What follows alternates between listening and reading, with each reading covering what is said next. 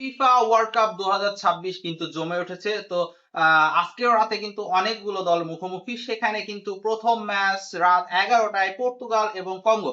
তো ক্রিস্টিয়ানো রোনালদোর কিন্তু এইটা লাস্ট বিশ্বকাপ। তো সেখানে কিন্তু পর্তুগাল অবশ্য চাইবে প্রথম ম্যাচটা জিতে বিশ্বকাপ শুরু করার। এবং রাত 2টায় কিন্তু দুই পরাশক্তি ইংল্যান্ড এবং ক্রোয়েশিয়া মুখোমুখি। সেখানে ক্রোয়েশিয়া কিন্তু গত দুই বিশ্বকাপে হট ফেভারিট ছিল। সেখানে ক্রোয়েশিয়ার সঙ্গে কিন্তু অপরে ইংল্যান্ড কিন্তু ইংলিশ প্রিমিয়ার লিগের সব নামি দামি প্লেয়ারদের নিয়ে কিন্তু দল সাজিয়েছে সো এখানে কোন দল জিতবে সেটা কিন্তু আগে বোঝা যাচ্ছে না।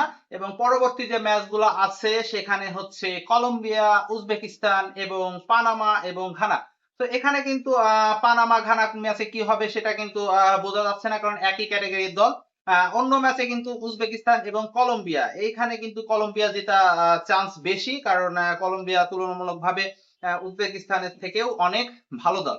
তো আজকে রেজাল্ট কি হবে সেটা টিভির পর্দায় খেলা দেখার পরেই বোঝা যাবে। এবং পরবর্তী আপডেট পাওয়ার জন্য আমাদের সঙ্গেই থাকবেন। ধন্যবাদ।